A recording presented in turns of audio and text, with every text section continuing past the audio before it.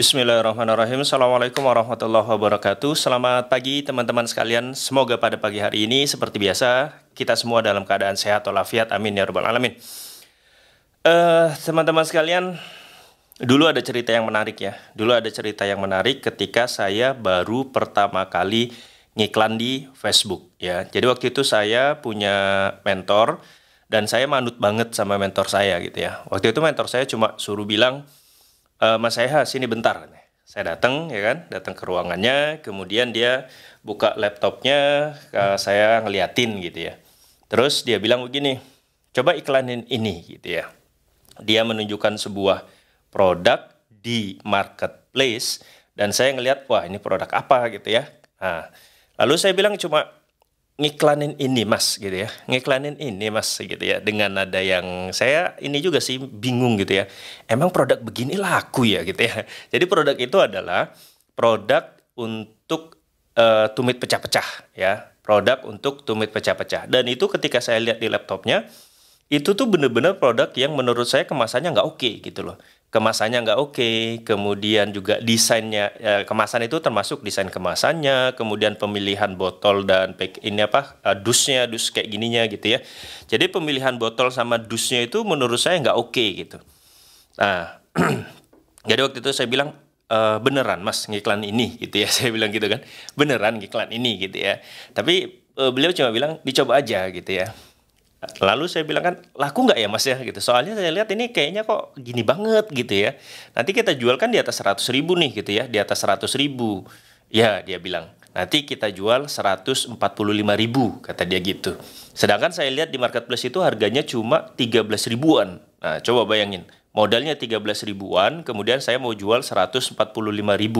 Tapi saya nggak yakinnya adalah karena menurut saya packagingnya nggak oke. Lalu saya berpikir waktu itu gini loh, emang ada ya orang yang membeli produk untuk tumit pecah-pecah harganya 145.000? Emang ada yang mau gitu ya? Jadi waktu itu saya gitu. Tapi mentor saya cuma bilang, udah jalanin aja dulu. Kita kalau menjual sesuatu, beriklan di Facebook, itu ukurannya jangan ukuran kita, tapi ukuran orang lain. Bagi kita yang tahu informasi lebih, tahu marketplace, tahu Shopee, Tokopedia, Lazada, Bukalapak, dan sebagainya, kita mungkin nggak akan beli. Tapi orang lain di luar sana, ya, orang lain di luar sana yang nggak tahu apa-apa, tidak punya akses untuk ke sana, mungkin dia bisa beli, makanya dicoba dulu, kata mentor saya. Ya udah, akhirnya saya manut dong. Saya dulu ingat nasihat orang tua saya bahwa kita tuh harus manut sama guru kita ya, dan kalau kita manut sama guru kita sendi kodawuh, pokoknya oke, siap, laksanakan, nah, itu insya Allah keberkahan itu turun dari langit ya kan, kemudahan, jelimet banget ya, kemudahan, keberkahan ya, dan hal-hal lain yang baik itu turun dari langit ketika kita menghormati guru kita, patuh, taat, manut, ngikut saja dan sebagainya. Nah, kemudian akhirnya saya ya sudahlah bismillah gitu ya. Jadi saya itu dipanggil ketika sebelum asar dipanggil. Kemudian setelah itu saya balik ke ruangan saya, lalu saya ngebuat lah itu landing page dari nol ya. Jadi saya buat landing page-nya gitu ya, headline, kemudian testimoni. Nah untungnya testimoninya itu sudah ada di Google. Jadi saya cari di Google, oh ada testimoninya nih, kita pakai, kemudian gambar produknya dan sebagainya dan sebagainya. Jadilah itu. Lalu saya sholat asar, habis sholat asar saya running iklannya. Saya running iklannya sekitar 200.000 kali 3, 600. Jadi saya langsung running iklannya 600.000. Nah, saya waktu itu cuma mikir, sudahlah, bismillah. Pokoknya ini niatnya adalah mengikuti atau mematuhi, manut apa kata guru saya. Bismillah. Running tuh iklannya setelah sholat asar. Nah, setelah sholat asar saya pulang gitu kan, sholat maghrib, sholat isya, tidur, bangun sholat subuh, lalu habis sholat subuh saya biasanya tuh duduk santai. Jadi habis sholat subuh saya duduk santai di teras rumah pakai kursi plastik warnanya biru. Kemudian setelah itu dibuatin kopi sama istri saya kan, lalu saya ngopi dan kemudian saya buka tuh handphonenya. Saya buka handphone, jadi kan kalau saya kan pakai form pemesanan dan data yang masuk itu ke Google Sheet gitu. Nah pas saya masuk di Google Sheet di handphone, saya kaget ya. Kagetnya itu adalah, Masya Allah, saya gitu kan, luar biasa. Satu malam itu ada pesanan 40 piece. Ya, saya lupa berapa konsumen, tapi yang saya ingat adalah sekitar 40 piece. Nah, itu saya kaget. Gila ya, gue bilang, ada orang mau beli produk begini, harganya 145.000, kemudian satu malam saya iklanin, itu laku 40 piece, yang pesan 40 piece. Luar biasa. Lalu saya bingung dong, bingungnya adalah, saya itu kalau mengerjakan sesuatu biasanya nggak stok dulu, tapi saya cari produknya, kemudian saya hubungin seller di marketplace, lalu kemudian bisa kita jualin lagi nggak, dan sebagainya, baru saya buat landing page dan saya iklanin. Nah, ketika pagi-pagi ternyata sudah ada 40 piece pesanan tuh saya bingung. Bingungnya adalah waduh produknya belum ada nih di gudang. Saya telepon tuh mentor saya, "Mas, ternyata laku Mas." Mentor saya langsung ngekek aja, dia ketawa aja dia. Kan udah saya bilang dicoba saja. Kalau kita mencoba sesuatu, menjual sesuatu, ukurannya jangan pribadi kita gitu. Karena orang lain di luar sana itu tidak akses untuk media dan sebagainya itu tidak semudah kita dan tidak sebanyak kita pengetahuannya gitu kan. Oke Mas, laku nih, dan ini ada 40 piece pesanan pagi ini, gimana dong? Lalu Mas itu bilang, udah pokoknya jalan terus iklannya, running ya. Nanti untuk konsumen itu urusan CS, dan untuk stok biar tim saya yang ngurus stoknya. Dan kemudian produk itu kita running terus. Dan 1 bulanan kita bisa laku 1.000 piece lebih kalau nggak salah. 1.000 piece lebih ya. Nah itu luar biasa. Nah itu adalah pengalaman yang menarik menurut saya ya. Menarik karena kita bisa ambil banyak pelajaran di sini ya. Kita bisa ambil banyak pelajaran. Pelajaran yang pertama adalah, teman-teman sekalian, ketika teman-teman belajar kepada orang lain, ya kan, kemudian kita berguru kepada dia, istilahnya berguru gitu ya, maka teman-teman harus manut gitu ya, manut. Karena guru kita itu biasanya pengalamannya jauh lebih banyak daripada kita, ya kan? Mentor kita itu pengalamannya mungkin lebih banyak daripada kita. Dan dia membagikan apa yang sudah dia lakukan dan terbukti terbukti bekerja dengan baik pada kehidupannya, pada iklan-iklannya, pada bisnisnya. Jadi kita nggak boleh ngeyel. Ya, itu yang pertama. Ya, jangan ngeyel. Dan kalau kita nggak ngeyel, insya Allah itu akan banyak kemudahan yang kita dapatkan. Ya, kalau di kitab Ta'lim Muta'alim itu dikatakan bahwa ketika kita patuh kepada guru, manut kepada guru, itu Allah akan memudahkan gitu loh. Nah, mungkin itulah salah satunya kenapa banyak orang-orang yang kayaknya iklannya begitu-begitu doang. Ya kan, kayaknya yang dia lakukan itu ya begitu-begitu doang, landing page-nya kayaknya begitu-begitu doang, tapi karena dia manut sama gurunya, ya kan, menghargai mentor-mentornya gitu, dan seterusnya, akhirnya rezeki dia kayaknya kok mudah-mudah saja. Padahal kalau kita lihat dashboardnya gitu-gitu doang gitu loh, nggak ada yang spesial kan. Itu yang pertama. Yang kedua, teman-teman, ketika teman-teman mau beriklan di Facebook atau apapun namanya, Google Ads, Facebook Ads, ya kan, atau dimanapun teman-teman beriklan, itu teman-teman ukurannya bukan kita, ya, ukurannya bukan kita. Jangan misalkan kayaknya nggak laku deh nih, kemahalan gitu ya. Jangan dulu, tes dulu saja. Kemahalan mungkin menurut kamu yang memang kamu nggak punya uang. Bagi orang-orang yang punya uang dan memang dia butuh produk itu, dia akan beli dengan harga misalkan 145 atau 175 atau 200. Bagi mereka itu uang segitu nggak masalah. Yang penting permasalahan mereka bisa terselesaikan, ya kan? Kebutuhan mereka bisa terpecahkan dengan produk kita. Jadi ukurannya jangan kita. Kalau ukurannya kita, nanti nggak jalan-jalan, ya kan? Kita tahu harga modalnya, tahu misalkan kualitasnya, tahu ini harusnya nggak harga segini, dan seterusnya, akhirnya nggak jalan-jalan. Misalkan, saya jual produk sepatu, saya tahu nih, ternyata kalau ngambil dari produsennya langsung, itu modalnya mungkin, misal ya, ini misal, saya nggak tahu. Sebut saja misalkan 40.000, kita jual 200 misalkan gitu ya.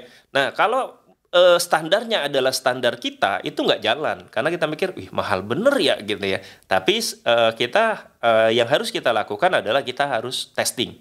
Nah itulah yang disuruh oleh mentor saya waktu itu. Jadi jangan mengukur berdasarkan personalnya kita, tapi yang harus kita lakukan adalah di testing saja. Ketika kita sudah testing dan ternyata nggak laku atau misalkan kemahalan dan seterusnya, barulah kita bisa ngomong bahwa oh ini harganya kemahalan. Ya, contoh misalkan tadi ya, yang produk untuk tumit pecah-pecah nih misalkan. Misalkan saya coba 145. nggak laku nih, saya turunin jadi 135. Oh masih kurang gitu ya, ada yang beli tapi masih kurang, saya turunin jadi 125 misalkan, dan ternyata laris manis di angka 125. Nah ketika kita sudah melakukan testing berkali-kali, bertahap seperti itu, barulah kita boleh ngomong bahwa, oh kalau 145 kemahalan, coba 125 ini ternyata yang cocok. Nah itu kita baru boleh ngomong. Tapi kalau kita belum testing, itu kita nggak boleh. Itu tuh hal yang fundamental kalau di Facebook Ad. Jadi apapun itu ya, termasuk gambar, konten iklan, gambar ngiklannya. Jadi itu harus kita testing. Jadi misalkan kita punya gambar, saya pernah loh buat gambar 5 gitu ya, produk yang saya jual, terus saya buat gambarnya 5, gambar 1, gambar 2, gambar 3, gambar 4, gambar 5. Lalu dari situ saya berpikir bahwa oh kayaknya gambar 1 nih yang paling bagus ya, karena gambar 1 ini keren gitu ya, warnanya oke, semuanya oke, kalau ngelihat juga kita kayaknya wah bagus banget ini gitu ya. Lalu saya memutuskan atau menilai bahwa gambar 1 yang bakalan laris. Tapi saya tahu bahwa saya harus testing semua kan. Jadi saya tetap ngiklan, buat 5 iklan yang berbeda dengan gambar tadi. Ternyata setelah jalan beberapa hari, itu yang paling laris bukan gambar 1, tapi ternyata adalah gambar 3 misalkan. Yang gambar 3 itu menurut saya kok gambar ini gitu loh. Gambarnya nggak banget gitu. Tapi kok gambar ini yang laku gitu. Nah inilah yang teman-teman harus pahami bahwa tahapan testing itu adalah tahapan yang memang krusial dan harus ada. Ketika kita sudah melewati tahapan testing, baru kita bisa ngomong bahwa ini nggak laku, ini kemahalan, ini kemurahan, ya kan? Gambar ini bagus, gambar ini enggak. Teks ini bagus, teks ini enggak. Kemudian landing page yang ini yang bagus, yang ini enggak. Nah itu semuanya harus di testing. Ya, di testing itu adalah pertama testing konten iklannya, kemudian testing landing page-nya, kemudian harganya juga harus di testing, audiensnya pun nanti di testing gitu ya. Di testing itu misalkan coba kita usia sekian sampai sekian, oh gitu dan seterusnya nanti biasanya terbaca datanya. Yang paling laris itu ternyata di usia berapa, di jenis kelamin apa, di daerah mana gitu ya. Nah itu semuanya ada datanya. Dan itulah, dari situlah kita harus kemudian bisa mengambil keputusan. Jadi keputusan itu bukan by feeling, tapi by data. Nah ini yang penting. Kalau misalkan by feeling, saya nggak akan jalan tuh produk tumit pecah-pecah. Ya sekali lagi, itu produk menurut saya nggak oke untuk dijual di harga 145.000. Tapi kalau dijual di harga belasan ribu, masih oke lah. Tapi mentor saya kan nyuruhnya di 145 dan menurut saya ini kemahalan 145. Tapi kata mentor saya dicoba saja. Ternyata ketika dicoba hasilnya luar biasa. Dan kemudian bisa sampai ribuan piece terjual. Coba bayangin aja. Ngambil profitnya 100.000. Kalau misalkan sebulan laku 1.000, berarti 1.000 dikali 100.000 adalah 100 juta. Dan profitnya 100 juta. Bayangin kalau misalkan kita nggak jalan cuma gara-gara feeling. Ya. Cuma gara-gara perasaan. Jadi kalau kita iklan tuh nggak pakai perasaan gitu. Kalau kita cuma mengandalkan perasaan lalu mengatakan bahwa kayaknya produk ini nggak laku deh, lalu kita nggak ngiklan, ya sudah nggak jalan. Padahal sebenarnya kalau kita jalan itu bisa sampai 100 juta loh profitnya. Luar biasa kan? Nah hal-hal seperti ini teman-teman harus paham ya.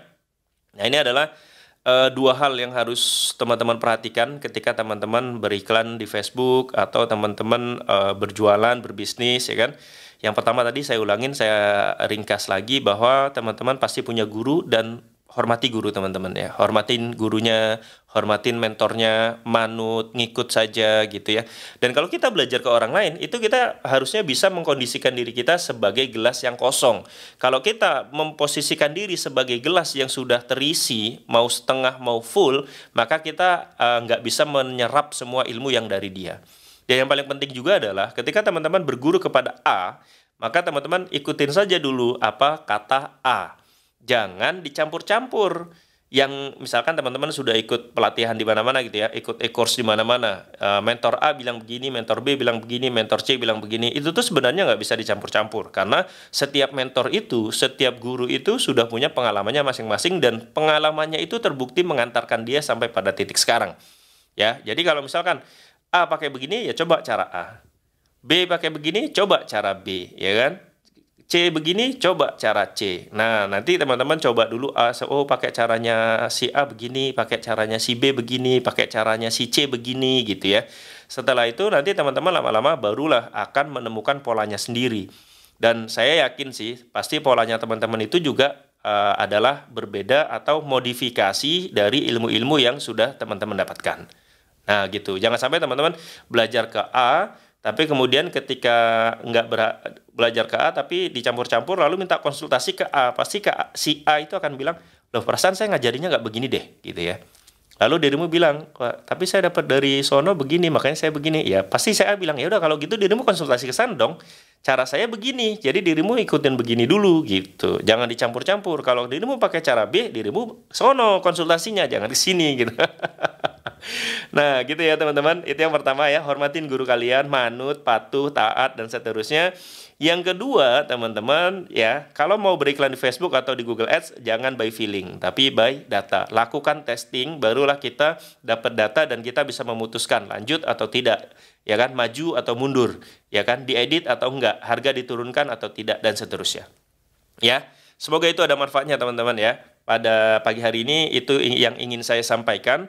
Dan mudah-mudahan teman-teman bisa mengambil pelajaran, insight, kebermanfaatan, dan sebagainya dari video ini. Jangan lupa like, komen, dan subscribe. Kalau berguna, silahkan.